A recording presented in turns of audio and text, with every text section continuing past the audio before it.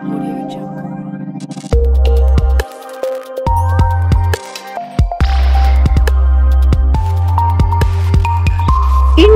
TV 9 news Maharashtra. मयत भावाचे PF मृत्यू विमा पेन्शनची रक्कम काढण्यासाठी तक्रारदाराने अर्ज केला होता। त्यावेळी साहेबांचे नाव सांगून 25,000ची लाच मागणारा खासगी व्यक्ती लाचलुचपत प्रतिबंधक पथकाच्या जाळ्यात अडकला आहे। सलीम अशरफ शेख राहणार उत्तर सदर बाजार लष्कर असे त्या संशयिताचे नाव आहे। तक्रारदाराचा भाऊ विठ्ठल रुक्मिणी मंदिरात 2014 ते 2023 या काळात शासनाने नेमल्याप्रमाणे पुजारी म्हणून काम करत होता।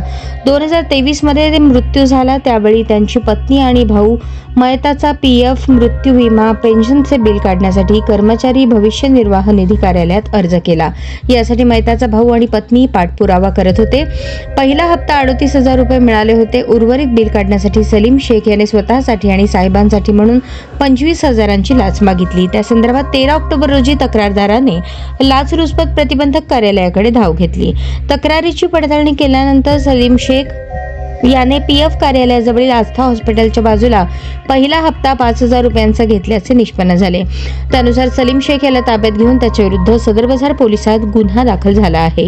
ही कारवाई पोलीस उपअधीक्षक रवींद्र लांभाते यांच्या नेतृत्वातील पथकाने पार पाडली। लाचलुचपत प्रतिबंधक कार्यालयाचे पोलीस निरीक्षक शैलेश पवार पुढील तपास करत आहेत।